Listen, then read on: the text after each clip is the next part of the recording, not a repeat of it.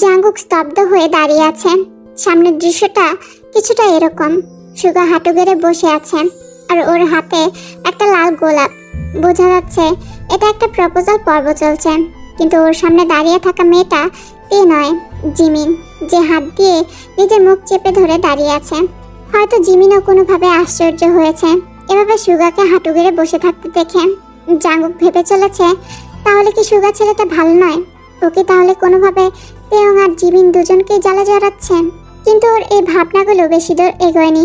Sugar পরের বলা কথাগুলো ওর সব ভাবনা এক বালতি পানি ঢেলে দেয়। মনে পড়ে কলেজের প্রথম দিন, যেদিন তুমি একটা সাদা রঙের কুর্তি পরে এসেছিলে কলেজে। একরকম উচ্ছ্বাস নিয়ে কলেজে প্রবেশ করছিলে, আর সেই সময়ে একটা বাইক তোমার পাশ দিয়ে যেতে গিয়ে পাশে জমে থাকা পানির কিছু ফোঁটা ছিটিয়ে দিয়েছিল তোমার সাদা ধপধপে কুর্তিটাতে। সেই দেখে তোমার কি রাগে গজগজ করছিলে। তোমাকে দেখে মনে হচ্ছিল পারলে তুমি মাথা ফাটিয়ে দিতে ওই ছেলেটার। আর আমি সেই মেয়েটাকে দূর থেকে এক দৃষ্টিতে তাকিয়ে দেখতে ব্যস্ত ছিলাম। সেদিন তোমার সেই রেগে যাওয়া, নিজে সেই কুর্তিটাকে দেখে বারবার ঠোঁট ফোলানো, এগুলো যেন আমার মন কেড়ে নিয়েছিল।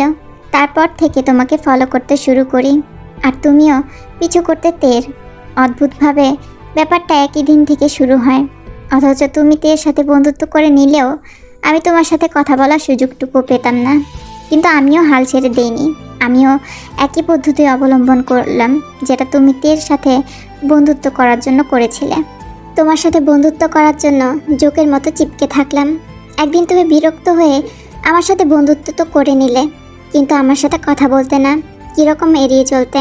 ধীরে ধীরে সেই এড়িয়ে চলাটা ঝগড়াতে পরিণত হয়েছিল। যদিও এটা আমার কাছে বেটার ছিল, অন্তত এড়িয়ে চলার থেকে তুমি ঝগড়া করার মাধ্যমে আমার সাথে কথা তো বলতে। জানো, মাঝে মাঝে ভীষণ রাগ হতো তোমার উপর, কারণ আমার তোমার প্রতি ফিলিংসগুলো তে কিছুটা হলেও আন্দাজ করেছিলাম, আর তাই আমাদের স্পেস দেওয়ার চেষ্টা করতো। অথচ আমার সাথে কখনো সেভাবে কথা পর্যন্ত বলেনি। আর তুমি আমার সাথে এত কথা বলে এত ঝগড়া করে আমার ফিলিংসগুলো বুঝতে পারোনি। তাই ঠিক করলাম, কথায় যখন কাজ হলো না, এবারে কাজে কর্মে আমার ফিলিংসগুলো তোমাকে বোঝানোর চেষ্টা করব। আর দেখো, আমি তাতে একটু হলেও সফল হয়েছি। আমি কোনোদিন কাউকে প্রপোজ করিনি জিমিন, এটা আমার প্রথমবার। আর এরপর আমার দ্বিতীয়বার, তৃতীয়বার, শেষবার এবং সববারেই এই প্রপোজালটা শুধু তোমার জন্যই বরাদ্দ। আমি হয়তো সেভাবে গুছিয়ে প্রপোজ করতে পারবো না, তাও বলছি জিমিন, তোমাকে আমি ভীষণ ভালোবেসে ফেলেছি। আমার জীবনের প্রথম এবং শেষ ভালোবাসা হয়ে সারা জীবন আমার পাশে থাকবে। হয়তো তোমার সব চাহিদা আমি পূরণ করতে পারবো না, কিন্তু বিশ্বাস করো, ভালোবাসার কখনো কমতি হবে না, কথা দিচ্ছি। জিমিন এতক্ষণ স্তব্ধ হয়ে সুগার কথা শুনছিল। ওর চোখ পানিতে ভরে উঠেছে। না, এটা দুঃখের নয়, খুশির পানি। আসলে ও ভাবতে পারেনি ওর জন্মদিনের দিন এত বড় একটা সারপ্রাইজ পাবে ও। সুগা যে ওকে এভাবে প্রপোজ করবে, এটা ওর ধারণার বাইরে ছিল। হ্যাঁ, ও সুগার ফিলিংসগুলো বুঝতো, কিন্তু সুগা যে সেই ফিলিংসগুলো ওর সামনে এভাবে তুলে ধরবে ও ভাবতেই পারেনি। ওকে চুপ থাকতে দেখে আর ওর চোখে পানি দেখে সুগা একটু অবাক হলো। ভাবলো হয়তো ও কিছু ভুল বলে ফেলেছে, তাই তাড়াতাড়ি উঠে দাঁড়িয়ে জিমিনের চোখে পানি মুছে দিয়ে বলল, সরি জিমিন, আমার বলা কোনো কথায় যদি তোমার খারাপ লেগে থাকে তাহলে। সুগাকে আর কিছু বলতে না দিয়ে জিমিন ওকে আচমকায় জড়িয়ে ধরে আর ওর কাঁধে মাথা রেখে বলে, আমিও তোমাকে ভীষণ ভালোবাসি সুগা। হয়তো তোমার মতো প্রথম দিন থেকে নয়, কিন্তু যেদিন থেকে তুমি আমার সাথে লাগতে আসতে, ইচ্ছে করে আমার সাথে ঝগড়া করতে, সেদিন থেকে বিরক্তির সাথে সাথে ছোট ছোট ফিলিংসও তৈরি হয়েছিল তোমার প্রতি। আমি তোমার প্রথম আর শেষ ভালোবাসা হতে চাই সুগা। আমার সব চাহিদা পূরণ করতে হবে না তোমায়, শুধু একটু ভালোবাসা দিলেই হবে। আর আমি তোমার কোনো কথাই খারাপ ভাবিনি। এই চোখের পানিটা আনন্দের। থ্যাংক ইউ সো মাচ সুগা, আমার জন্মদিনে এত সুন্দর একটা সারপ্রাইজ দেওয়ার জন্য। আমি সত্যি বিশ্বাস করতে পারছি না যে তুমি আমার জন্য এত কিছু করবে। তোমার জন্য করব না তো কার জন্য করব শুনি? আর এই থ্যাঙ্কসটা শুধু আমার না, আরেকজনেরও প্রাপ্য। মানে, কার কথা বলছো? জিমিন ব্রুজরা কুচকে জিজ্ঞাসা করে। তের কথা বলছি। ও না থাকলে, ও হেল্প না করলে কিছুই করতে পারতাম না। সো ওকে একবার থ্যাঙ্কস জানানোটা উচিত। জিমিন অবাক চোখে তাকিয়ে থাকে সুগার দিকে। সুগা কি বললো এক্ষুনি? তে ওকে সাহায্য করেছে। তে, কিন্তু ও কিভাবে? আর এইদিকে আরেকজনও ভীষণ অবাক। সে ততক্ষণে সিঁড়ি দিয়ে নেমে গেস্ট রুমের দিকে এগিয়ে চলেছে। সুগার বলা শেষের কথাগুলো অর্থাৎ তেকে নিয়ে বলা সব কথাগুলোই শুনেছে জাঙ্গুক। সে তার মনে চলা সব প্রশ্নের উত্তর পেয়ে গেছে। একদিকে যেমন মনে একটা অদ্ভুত রকমের স্বস্তি পেয়েছে, অপরদিকে তেমন একটা অপরাধবোধও কাজ করছে জাঙ্গুকের মনে। সে যে না জেনে মেয়েটাকে কত কিছু শুনিয়েছে, ওর নিজের দোষেই তো মেয়েটা আর পড়তে যায় না ওর কাছে। ওর একবার উচিত তের কাছে ক্ষমা চাওয়া। এসব ভাবতে ভাবতেই ও কখন গেস্ট রুমের মধ্যে চলে এসেছে নিজেই জানে না। তে কিচেনে এসে পানির জগটা থেকে পানি নিয়ে খেয়ে পিছনে ফিরে দেখে এক কর্মচারী, যাকে বুগাম কিছুদিন আগেই কাজে রেখেছিলেন। উনি এখন জাঙ্গুকের জন্যই শরবত নিতে এসেছেন। ওনাকে দেখে তে জিজ্ঞাসা করলো, আরে কাকু, তোমার কিছু লাগবে? না না না, আমি ওই দাদাবাবুর জন্য শরবত নিতে এসেছিলাম। কোন দাদা বাবুর জন্য? আর তুমি আবার এসব কাজ করছো? তোমাকে না এসব কাজ করতে ছোট মা আর বাবা বারণ করেছেন, তাও তুমি করছো? আরে দিদিমণি, ঘরেতে এত লোকজন এসেছেন, তাই একটু হাতে হাতে করে দিচ্ছি। ওদের কথার মাঝেই আয়ু লোকটাকে ডাকে। এই দেখে তে বলে, কাকু তুমি বরং গিয়ে দেখো ছোট মা কি বলছে, আমি শরবতটা দিয়ে আসছি। না না, তুমি কেন যাবে? আমি বললাম না আমি দিয়ে আসছি, কাকে দিতে হবে বলো। ওই দাদাবাবুটাকে তো আমি গেস্ট রুমে বসিয়ে দিয়ে এলাম। ঠিক আছে, তুমি যাও, আমি নিয়ে যাচ্ছি। লোকটা তখন চলে গেলে তে একটা ট্রেতে করে শরবত নিয়ে গেস্ট রুমের দিকে গেল। গেস্ট রুমের দরজায় একবার নক করলো তে। ভেতর থেকে একটা চেনা পরিচিত স্বর ভেসে আসলো। তে কিছুক্ষণ চুপ করে ওভাবে দাঁড়িয়ে থাকলো, বোঝার চেষ্টা করলো ও যার কথা ভাবছে উনি কি সেই, কিন্তু উনি এখানে কিভাবে আসবেন। তারপর আর বেশি কিছু না ভেবে ভেতরে গেল তে। ভেতরে থাকা মানুষটা তখন অন্যদিকে মুখ ঘুরে দাঁড়িয়ে আছে। তে তখন বলল, আপনার জন্য শরবত এনে। আর কিছু বলতে পারে না তে, কারণ সেই মানুষটা এখন তের দিকে ঘুরে দাঁড়িয়েছে। তে অবাক হয়ে চেয়ে আছে।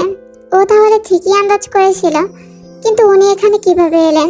প্রশ্নটা মাথায় আসতেই আর চেপে রাখতে পারেনি তে। আপনি আপনি এখানে কিভাবে? ততক্ষণে সামনের মানুষটা তের অনেকটাই কাছে এগিয়ে এসেছে।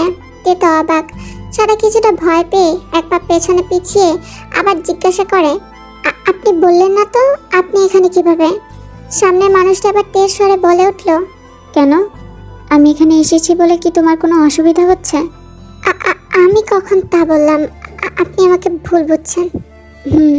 ঠিকই বলেছ তুমি, ভুলই বুঝেছি তোমায়, কিন্তু আর কখনো এরকম না বোঝার ভুল হবে না। মানে? তে বারবার অবাক হচ্ছে। জাঙ্গুককে এখানে দেখে সে ভীষণ অবাক। সে তো সন্ধ্যা থেকে লক্ষ্যই করেনি জাঙ্গুককে, তাই অবাক হওয়ার কথা। তার উপর জাঙ্গুকের এই কথাগুলো ওর মাথায় ঢুকছে না। এতদিন যে মানুষটাকে সে গম্ভীর রাগী রূপে দেখেছে, এখন সেই মানুষটাই এত নরমভাবে কথা বলছে তার সাথে, যেন বিশ্বাসই করতে পারছে না তে। আবার জাঙ্গুকের কথাতে হুঁশ ফিরল তার।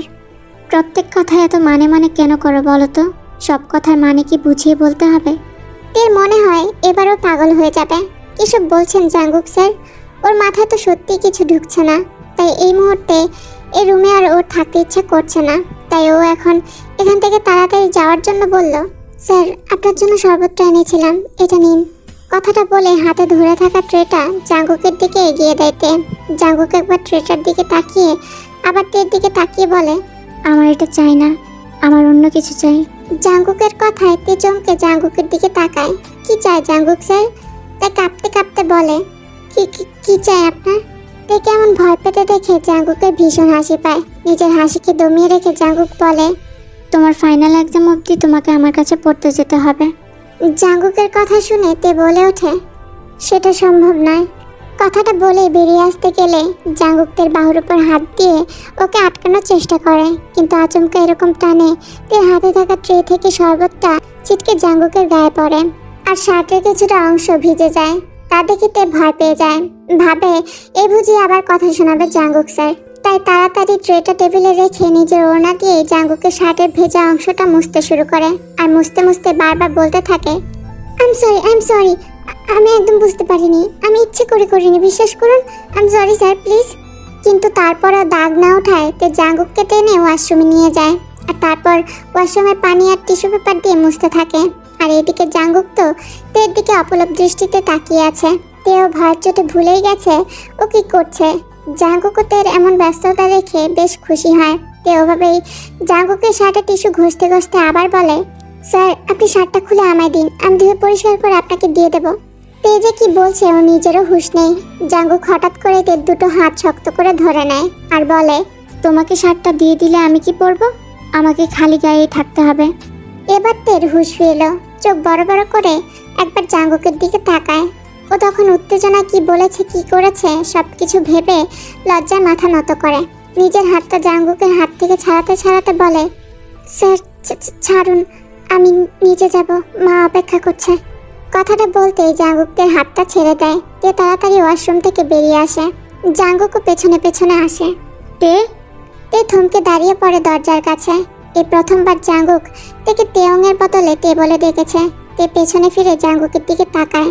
জাঙ্গুক আবার বলে, কালকে বিকেলে যেন তোমাকে আমার বাড়িতে দেখি, কাল থেকে পড়তে চলে আসবে, মনে থাকে যেন।